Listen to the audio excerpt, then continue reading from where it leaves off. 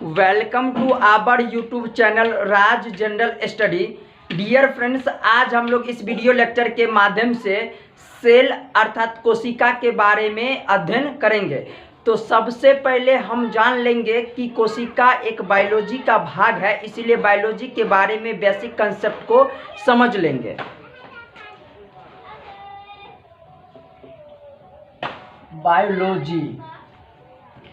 Biology दो शब्दों से मिलके बना होता है।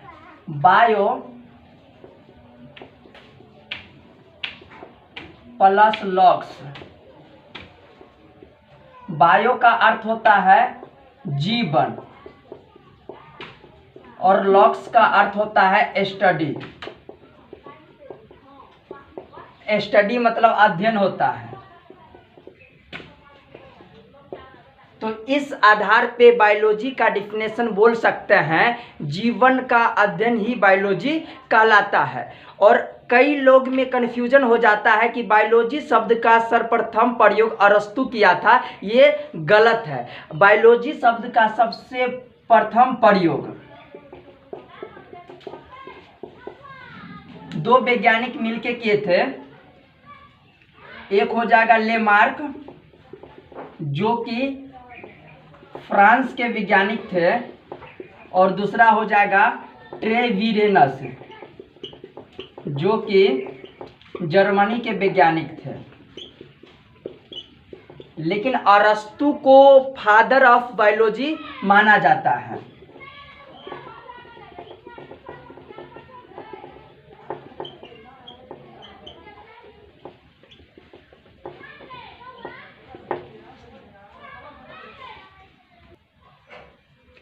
फादर ऑफ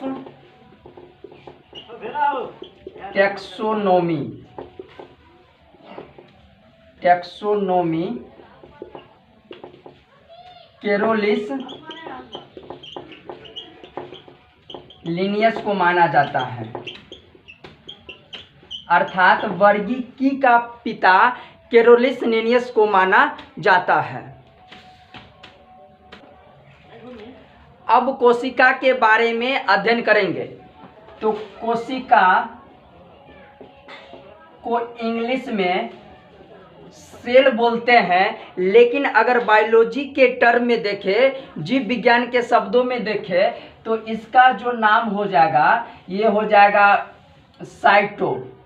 यहाँ पे आप गलती से साइको मत समझ लीजिएगा। साइको का मतलब होता है पागल।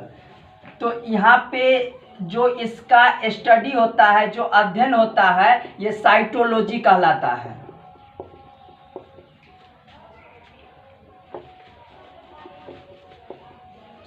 और जीव विज्ञान शब्द का सबसे पहले प्रयोग रॉबर्ट हुक ने 1665 ईस्वी में किया था, जो कि अंग्रेजी वैज्ञानिक थे। तो इसका जो खोज का श्रेय जाता है, या इसका जो जनक का श्रेय जाता है, रॉबर्ट हुक को जाता है, जो कि 1665 ईस्वी में खोज किए थे। लेकिन आपको इस बात की जानकारी होनी चाहिए कि रॉबर्ट हुक 1665 ईस्वी में मृत कोशिका का खोज किया था, और जो जीवित कोशिका का खोज है,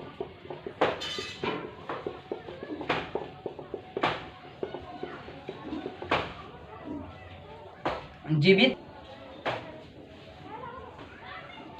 लीवेनहोक को माना जाता है।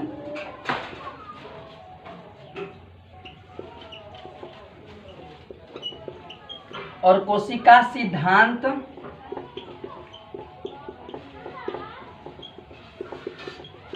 दो वैज्ञानिक मिलके दिए थे, स्लाइडेन और स्वेन। स्लाइडेन और स्वान मिल के कोशिका सिद्धांत दिए थे, और ये 1838 से 39 ईस्वी के आसपास में दिए थे। और इसे सूक्ष्मदर्शी के सहायता से आसानी से देखा जा सकता है। और कोशिका को डिफाइन करेंगे।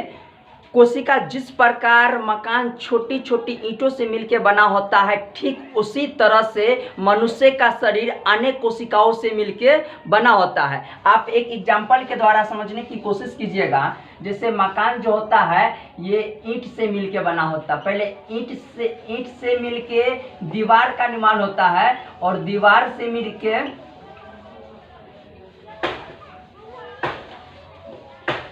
ईंट से मिलके दीवार बनता है और दीवार से मिलके घर बनता है और घर से के मिलाने से मकान का निर्माण होता है। इसी कड़ी में कमरा का भी निर्माण होता है। ठीक उसी प्रकार कोशिका से मिलके उत्तक का निर्माण होता है और उत्तक से मिलके अंग का निर्माण होता है और अंग से मिलके मनुष्य का शरीर का निर्माण होता है।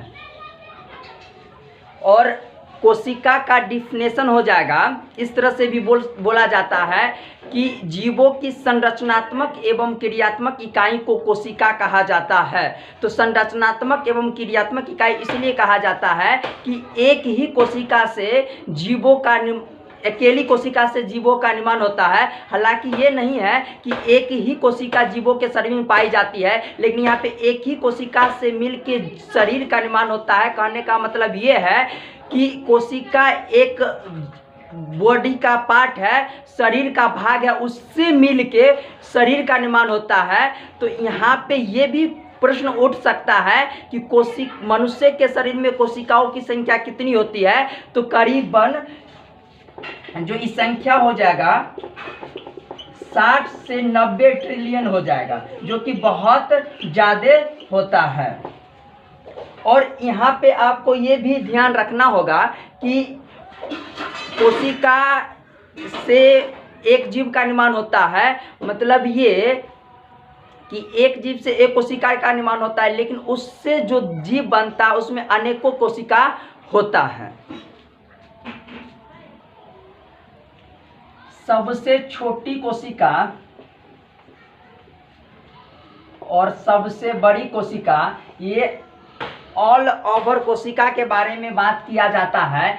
तो सबसे छोटी कोशिका पूछा जाए तो जीवाणु के माइकोप्लाज्म होता है, माइकोप्लाज्मा जो कि जीवाणु में पाया जाता है। और सबसे बड़ी कोशिका शुतुरमुर्ग का अंडा में पाया जाता है। इसको लिख सकते हैं ऑस्ट्रिच एग या फिर शुतुरमुर्ग का अंडा।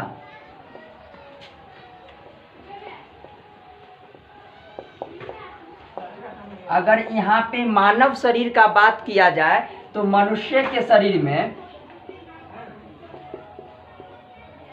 अगर सबसे छोटी कोशिका की बात किया जाए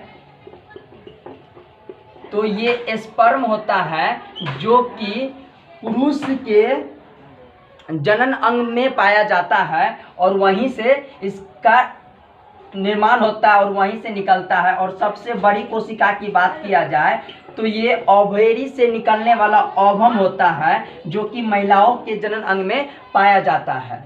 और यहाँ पे अगर लंबा कोशिका की बात किया जाए तो यहाँ पे नर्वस सिस्टम का हो जाएगा। नर्वस सिस्टम को यहाँ पे तंत्रिका तंत्र या फिर न्यूरॉन कह सकते हैं। आप एक नर्वस होता है उसका मतलब बेचैनी होता है, आप वो नहीं समझना है। और यहाँ पे आपको बड़ी और लंबा में अंतर समझना होगा। बड़ी अलग चीज़ होता है और लंबा अलग चीज़ होता है। जैसे कि अगर बड़ी चीज़ का बात किया जाए तो जो मकान है वो बड़ा होता है। अगर वहीं पे टावर का बात किया जाए तो ये लंबा होता है।